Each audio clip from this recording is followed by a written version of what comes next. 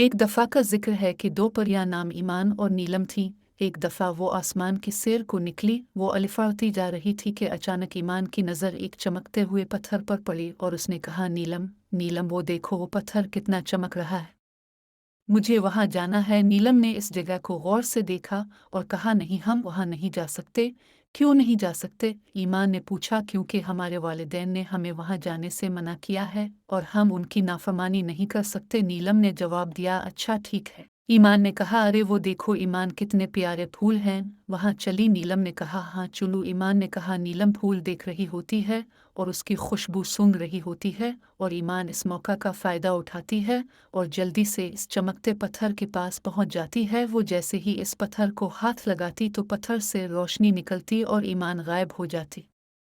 जारी है। रोशनी की वजह से नीलम की नज़र पड़ जाती है, लेकिन तब तक ईमान गायब हो चुकी होती। को ये क्या कर दिया तुमने ईमान? तुम्हें ये नहीं करना चाहिए था। अब मैं मम्मा पापा को क्या बताऊंगी कि ईमान कहाँ गई? ये कहकर नीलम वापस चली गई।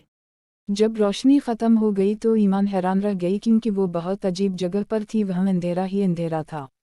ये मैं कहाँ आ गई? ईमान इधर उधर भागने लगी और बाहर निकलने का रास्ता तलाश करने की कोशिश करने लगी, लेकिन उसे कोई रास्ता ना मिला और वो परेशान होकर रोने लग गई है कि अचानक वहाँ एक और परी आ गई और कहने लगे, रो मत, इंशाअल्लाह हम यहाँ से बाहर ज़रूर निकलेंगे। इस परी ने कहा। ईमान ने उसकी तरफ देखा और कहा, तुम कौन हो? ये कौन सी जगह है? मेरा नाम चमन परी है और ये एक ऐसी जगह है कि यहाँ से कोई नहीं निकल सकता। क्या मतलब? ईमान ने पूछा। चमन मुस्कुरा के कहने लगी, किया तुम्हें तुम्हारे माँ बाप ने कुछ नहीं बताया? नहीं, ईमान ने जवाब दिया। तब चमन कहने लगी कि यहाँ पर एक चुड़ैल ने जादू किया है और इस जादू को कोई भी आज तक नहीं तोड़ सका। क्या मतलब आपकी बात का? ईमान ने कहा। नीलम आ गई तुम? ईमान किधर है? नीलम की मां ने पूछा। अस्सलामु अलैकुम अम्मी जान, ईमान अपनी दोस्त के साथ आज रात रहेगी क्योंकि इसकी दोस्त की आज सालगिरह है। वो हमें रास्ते में मिली थी और ईमान को अपने साथ ले गई। नीलम ने जवाब दिया। वालेकुम अस्सलाम, ठीक है, जाओ तुम आराम करो, मैं खाना लेकर आती हूँ। नीलम की मां ने कहा। ठीक है अम्मी, नीलम ने कहा। चमन परी ईमान को बताने लगी कि ये कहानी 15 साल पहले की है। तब हम परियों और चुड़ैलों में काफ़ी अच्छी दोस्ती थी।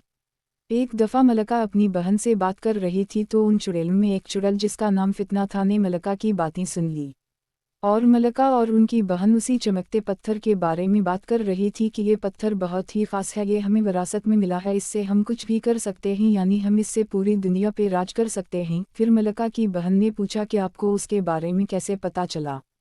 तो मलका ने जवाब दिया, उसके बारे में इस किताब में लिखा है, लेकिन ये बात किसी तीसरे को पता नहीं चलनी चाहिए। जी मलका, मैं इस बात का ध्यान रखूंगी। मलका की बहन ने कहा। फिर फितना ने जाकर सब चुड़ैलों को ये बात बता दी, लेकिन किताब वाली बात नहीं बताई। इन लोगों ने चमकते पत्थर का गलत इस्तेमाल करना चाहा, तो हमने उनको गलत इस्तेमाल करने से रोका, तो इस तरह हमारे दरमियान लड़ाई शुरू हो गई और फिर जब हम जीत गए तो इन चुड़ैलों को शिकस्त खानी पड़ी। लेकिन फितना को शिकस्त खाना पसंद ना था, इसलिए उसने मलका की गैर मौजूदगी में वो किताब चुरा ली और इस चमकते पत्थर पर जादू कर दिया और तब से आज तक यहाँ से कोई बाहर ना जा सका।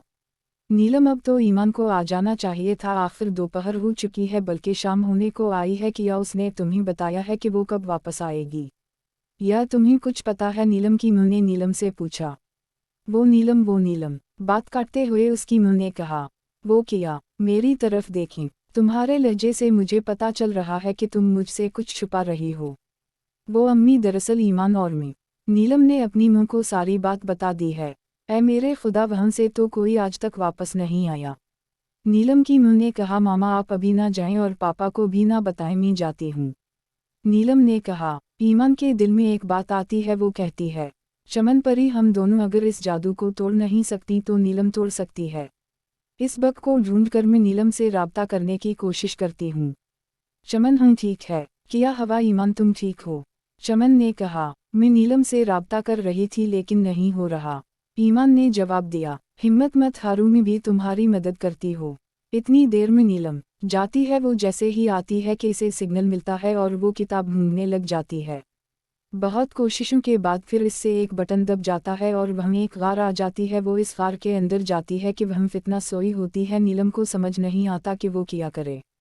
वो खामोशी से किताब लेकर जादू का असर ख़त्म कर देती है, फिर वो दोनों आज़ाद हो जाती हैं। चमन और ईमान एक दूसरे के गले लगती हैं और वो किताब फाड़ देती है और इसकी वजह से फितना का भी खातिर हो जाता है। नतीजा, हमें अपने वालिदैन की नाफरमानी नहीं करनी चाहिए और मुश्किल में हिम्मत नहीं हारनी चाहिए। मज़ीद हमारी ऐसी वीडियो देखने के लिए हमारे चैनल को subscribe, like, share and comment करें।